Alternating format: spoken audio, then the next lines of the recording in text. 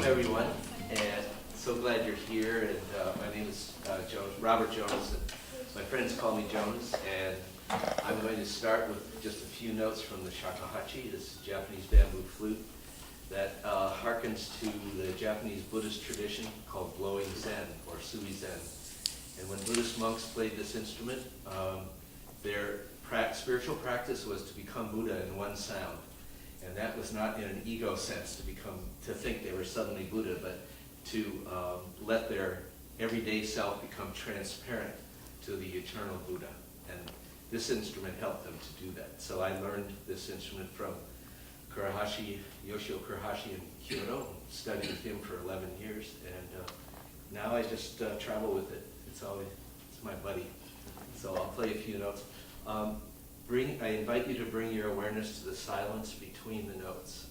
The silence between the notes is like the silence between our thoughts, which we almost never notice because we're moving so quickly, especially in an academic community. There's a lot of talk and a lot of words, and it all depends. How we do in an institution like this has everything to do with words, but there actually is something happening between the words. So that's what I call your attention to. And if you want to close your eyes, that would be very cool.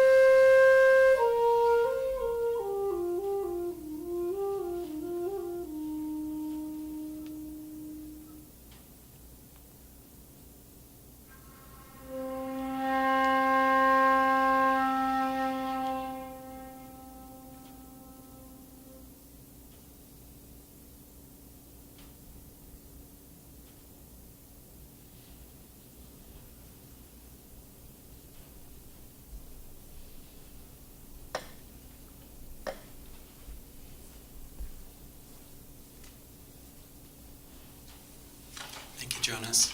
Well, welcome everyone. I'm Paul Sorrentino. I'm the Director of Religious and Spiritual Life, and I'll be moderating tonight's panel discussion. I'd like to begin by thanking our co-sponsors, the Class of '69 Project, who's really been pretty pivotal in getting this going tonight, and particularly Justin Grimes and Dick Aronson. Some of you know Dick Aronson, who works in the Career Center. And I want to say that we're recording tonight's session in part because neither of them were able to be here tonight and want to make sure they get to hear this. Willis Wood Fund from the Religion Department, the Schwem Fund, Religious and Spiritual Life, and the Multi-Faith Council. So thank you to our co-sponsors. Jonas asked me to say a little bit about why I wanted to sponsor this event and host it. And I'll just give three quick reasons. The first one, I think about Secretary of State John Kerry in an op-ed for National Catholic Review wrote, "I often say that if I headed back to college today, I would major in comparative religions rather than political science, because religious actors and institutions are playing an influential role in every region of the world. So if we're to be global citizens at all, we need to be informed about the beliefs and values of others." A second reason for me is my own faith tradition. Jesus said that the most important thing was to love God and to love your neighbor, and I think that really requires that we know what are the things that are important to our neighbor. And then the third one is that Amherst College is a diverse place, and we're really working hard to figure out what it means to be a welcoming and inclusive community that addresses our diversity in positive ways. And I think religious and spiritual values are an important part of that. That's not always in the discussion, but needs to be. And so tonight is one attempt to try and do that. So tonight we're not having a debate, but it is a dialogue with friends. And really we're trying to create a community of, co-creating a community here in this discussion. So I want you all to feel very much a part of it. what advice would you give when encountering people who are entrenched in their own religious perspective and resistant to interfaith dialogues? It happens all the time. And we say the key is not to convert the other or to have a debate upon theology. The key is to connect with the other on a human level. See, I and the Interfaith Amigos, we wrote a book called Getting to the Heart of Interfaith. And we said there are several stages in interfaith dialogue. Number one is come to know the other on a human level, probably the most important one. Number two, have an appreciative understanding of the other person's religion. If you do those two, then you can really begin to get into what is called difficult issues in one's own tradition.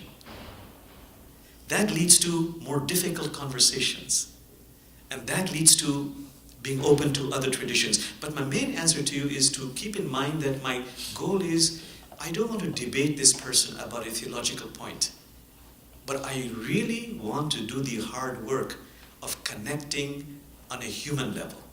See, I've done this not only in the religious field, but with, for example, with Trump supporters. And I found out it has opened their hearts, but more than that, it has opened my heart. Only because I got to know them on a human level. So that is my main goal. It is simple but not easy. Sorry, go ahead. I agree. That's good. We had a couple who did a panel here several years ago from Pakistan, a Muslim and a Christian, and one of them said, our goal is to harmonize relationships, not religions. Yes, absolutely, yes. Allah Akbar. Allahu Akbar, yes. When you say that, Yes. what do you mean, and what do you think that conjures up for non-Muslims? Yes. Have you heard the word ever? Allahu Akbar? Literally it means, oh God, you are the greatest of the greatest. So it's really praising God. And the understanding is that when you praise God, God doesn't become holy. We human beings become holy. So it's a very sacred verse actually, Allahu Akbar, Allahu Akbar. It's a mantra, Allahu Akbar, Allahu Akbar. It's like Subhanallah, glory be to God, Alhamdulillah, praise be to God. And so it's part of a spiritual practice. However, a lot of terrorists, people misuse that. When they're committing terrorist acts, they also shout, Allahu Akbar. So that sacred word has become profane. War cry. Yeah, it becomes a war cry, although the word itself is used to really praise God and is a sacred mantra. It's like the word you might have heard, inshallah, if God wills. So, I'll see you tomorrow. Oh, Brother Jonas, we'll have a retreat Saturday, and I'll meet you on Saturday. I'll see you tomorrow on Saturday, inshallah, if God wills, you see. But that word, inshallah, which is a beautiful verse, if God wills, has been so abused by people, using that as an excuse not to get the work done, and blaming God for it, in effect, you see. So, for example, there are jokes about, I go to the tailor to get some clothes made, and the tailor says, this will be done in 10 days, inshallah. I go back in 10 days, he says, oh my God, something happened, I couldn't do it. Come back in a week, in 1 week's time, it'll be done, inshallah. So the joke is that I should tell that tailor, how long will it really take if you keep God out of it? So that beautiful verse has been abused by people. Yes, that's nice. Other questions people have?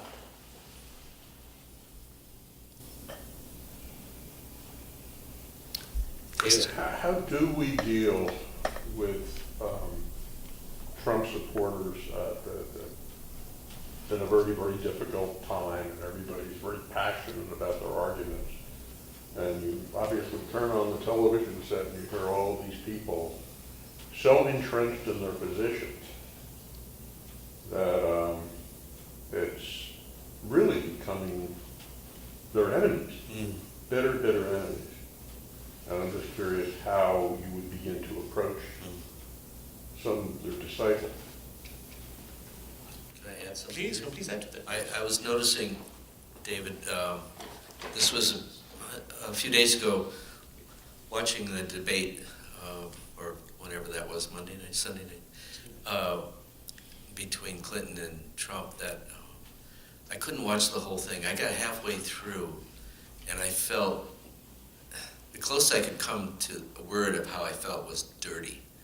I felt dirty, just to listen to it.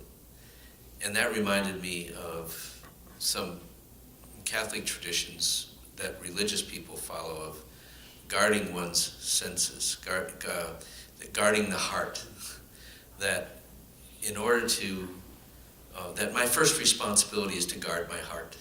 So I don't put myself in the presence voluntarily of harming my heart or others harming my heart.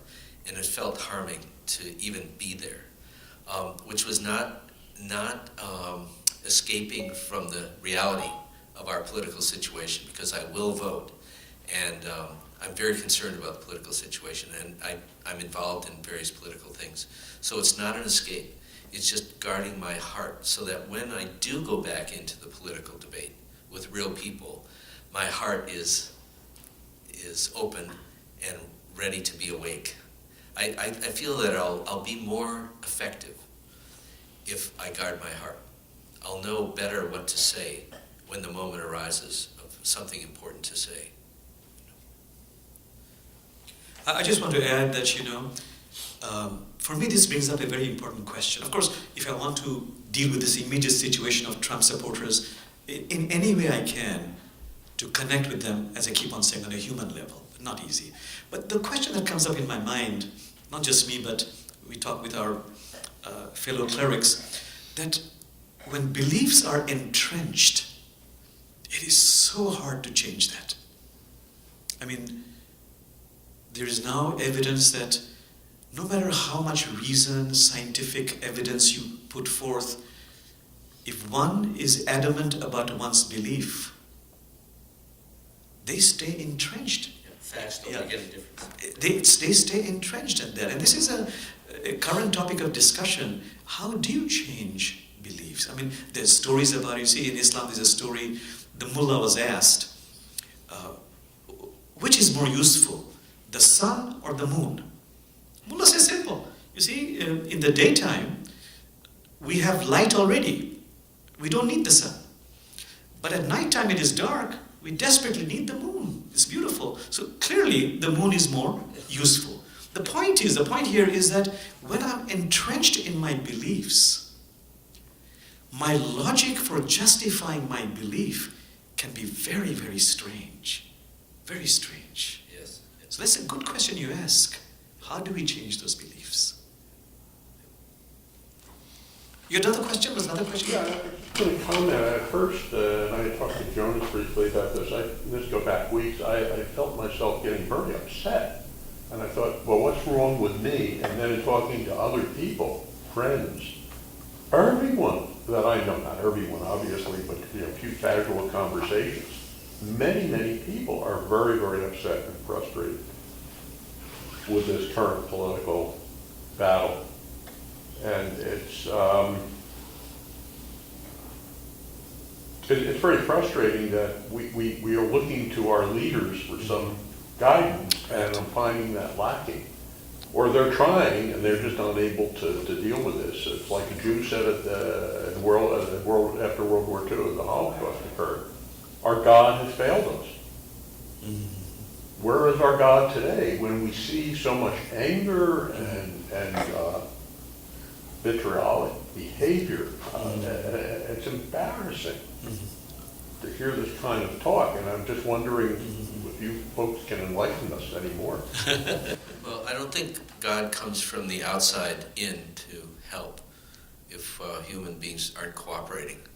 I don't think that's how God works. I think my own belief is God is everywhere, outside and inside.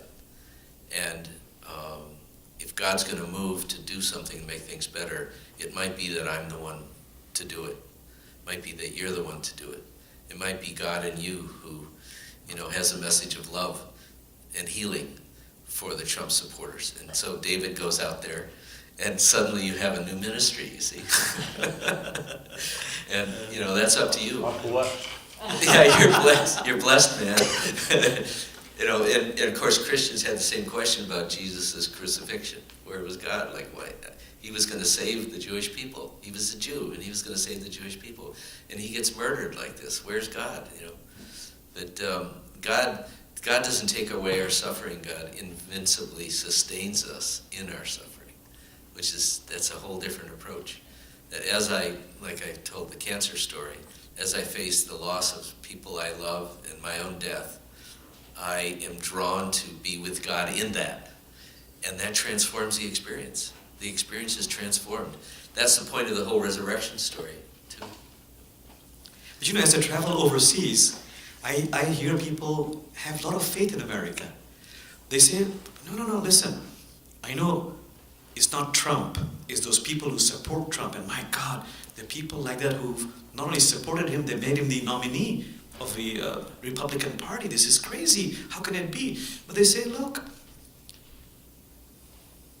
there is racism in America. There are crazy people in America. But this is the same people, the same country that twice elected a man of mixed race with a funny last name and a frightening middle name to the White House for 2 terms. And people have taken note of that, saying, this is that same country that has done that. And they also have taken note of the fact that just as they're supporters for Trump, they're amazed that there was such a strong, hardcore group of people in large numbers supporting Bernie Sanders. They think, wow, this is a great country. So maybe taking a cue from Sunday night's debate, in the last question, Yes. was could you say something positive about each other? We won't ask you to do that, but could you talk about some great program or interfaith relationships or something that was really you thought of as successful and that was really a positive thing that was transformative? Oh, okay. Can I put that on? Just pause for a second, because Lee had a question. Oh, No, I'm no, sorry. no, that's quite all right. No, Is that all right? Yeah, we're past that. We're past it. Okay. You're doing this. Yes, around the country, oh right? yeah, lots of programs, I can name to you many programs. There's a program called Amazing Faith. Anybody heard of that? We heard about it in Houston many years ago, and the mayor of Houston was most excited about it.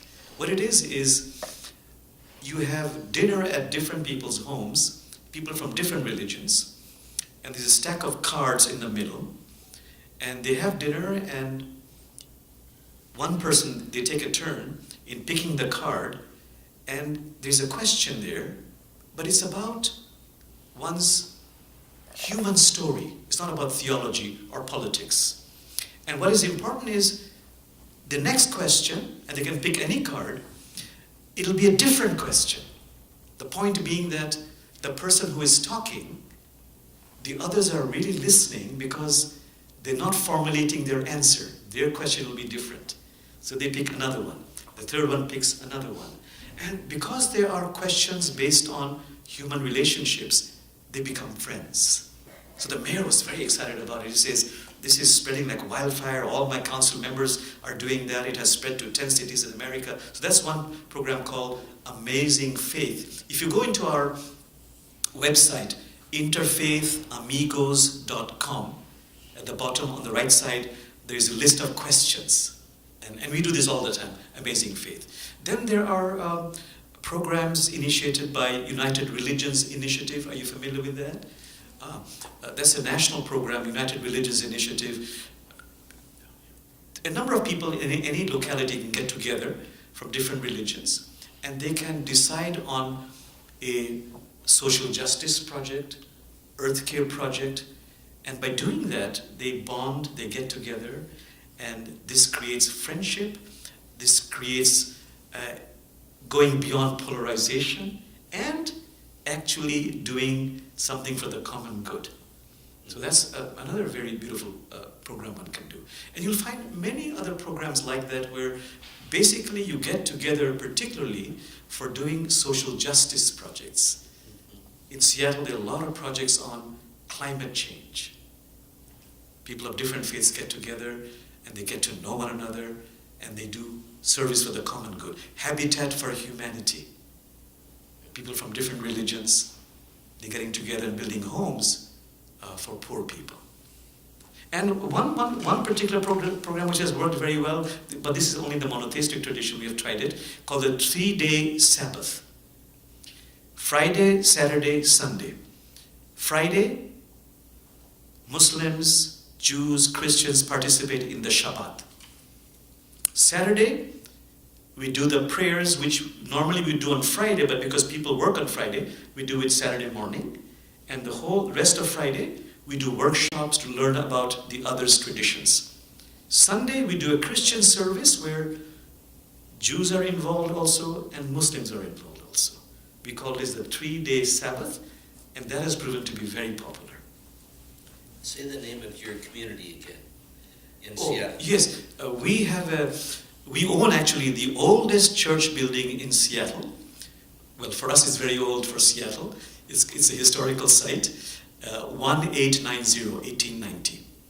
And we have named it Interfaith Community Sanctuary. And our goal there is to foster a living, breathing interfaith community. We have Sunday worship services from different religions. We have classes, we have workshops, we have celebration like we have Seder. The rabbi does the Seder, Rabbi Ted Falcom. Then I give a commentary from the Muslim side. Pastor Don McKenzie gives a commentary from the Christian side. Thanksgiving, Christmas. We have Hindu holidays, Buddhist holidays, where if it's a Buddhist or a Hindu holiday, the Hindu or the Buddhist does the major talk, and we just give commentaries. That works very well. That's a nice model. Yes. It's a very nice model. I just want to pick up on one thing, on the climate change issue, which I'm working on a lot. And my wife is an Episcopal priest, missioner for creation care for the Diocese of Western Massachusetts, and she's working on climate change full time. And we belong together to several interfaith organizations working on this. More and more religious traditions are seeing the climate crisis as actually an emergency. It is an emergency for our planet. And a couple months ago, I was videotaping protest of the pipeline going through Roxbury, and Margaret and about 15 interfaith leaders, Jewish, Protestant, Catholic, Buddhist, were there and sat down at the edge of the pipeline trench and sang together, sang songs from each other's traditions. And then the police wagon came and took them all away and put them in jail. And that's one example of civil disobedience. When you talk about social justice, sometimes that's where it has to go. And then another example is Margaret and I both belong to the National, NRCCC, National Religious Coalition for Creation Care. And we were in Washington, D.C. A couple weeks ago. We were meeting with the President's Council on Environmental Quality, CEQ. And there were 3 staff members there, and Rohan Patel, and I learned about the Patel family. He's very well known in India. Rohan Patel, a very smart guy. He reports to President Obama on environmental issues. And we were there as about 15 religious, spiritual leaders giving our opinions about what Obama could do before he leaves office on the issue of climate change. And we had many suggestions coming from people from many different traditions. And at a certain point when we ended, someone in the group suggested that we pray together. And with 3 staff members from Obama's office in their very suity suits, and I felt, ooh, is this going to work? And we stood up and we held hands, and we all prayed together for the planet.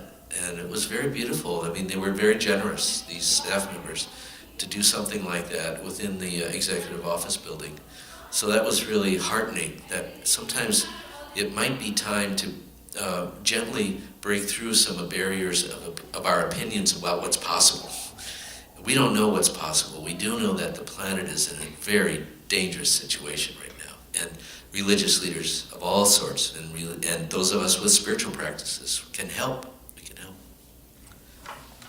You know, there was one more project, if I may just mention, because it's very relevant. There's a group in Seattle called Project Feast. This is a company that brings together all these refugee and immigrant women, particularly refugees and women, who feel very alone and desolate.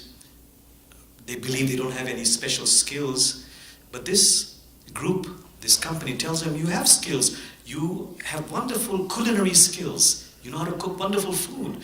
So this group of people, they train them in the culinary arts of how to own a business. And they have established successful catering businesses, restaurants.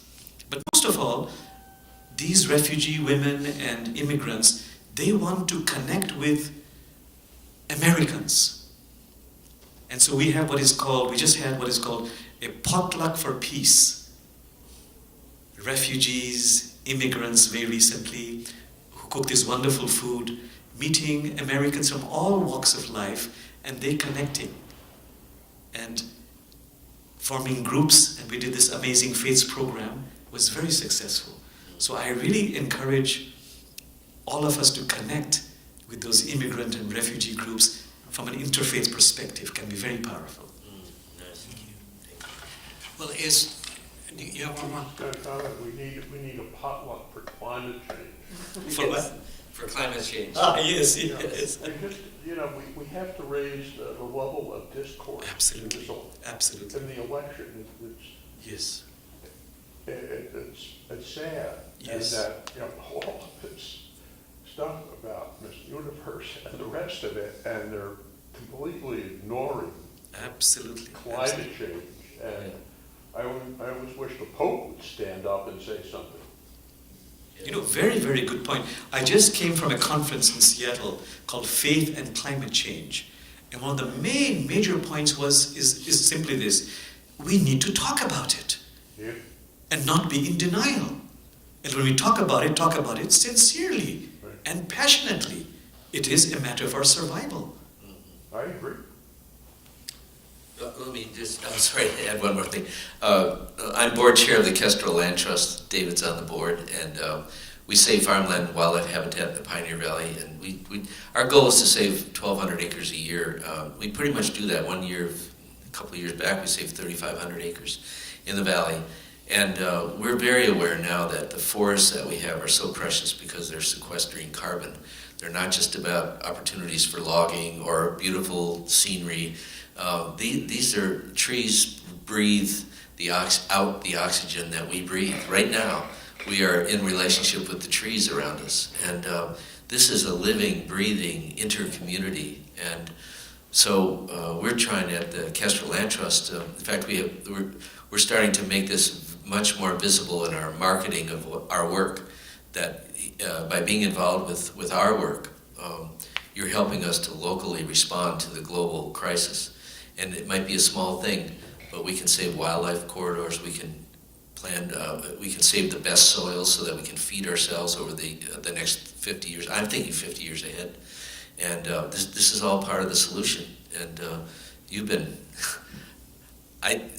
given everything you're saying, I mean, I bow to you because you have done so much. You have done so much. David has just been amazing on both sides of the river to save land and protect land. Thank you. Just one person. By the way, speaking of climate change, on a more mundane level, October 26th, Wednesday, there's Ford's Library. Somebody from UMass is going to speak on effects of climate change on the Connecticut River. Nice. Okay. 7 p.m. Thank you. Well, as we wrap up for tonight, I know there are lots more things that could be said or we could talk about, but I want you to know that Imam Rahman and Dr. Jonas will still be around for a couple of days. And on Saturday, at Grace Episcopal Church, just down Boltwood Avenue there, they'll be doing a retreat, a Muslim-Christian-Buddhist spiritual retreat from 9 in the morning until 3:30. It's free of charge, and if you're available on Saturday, you may want to check that out, and we'll be able to continue more conversation then. But for now, just want to thank you very much for coming and being with us. Thank you.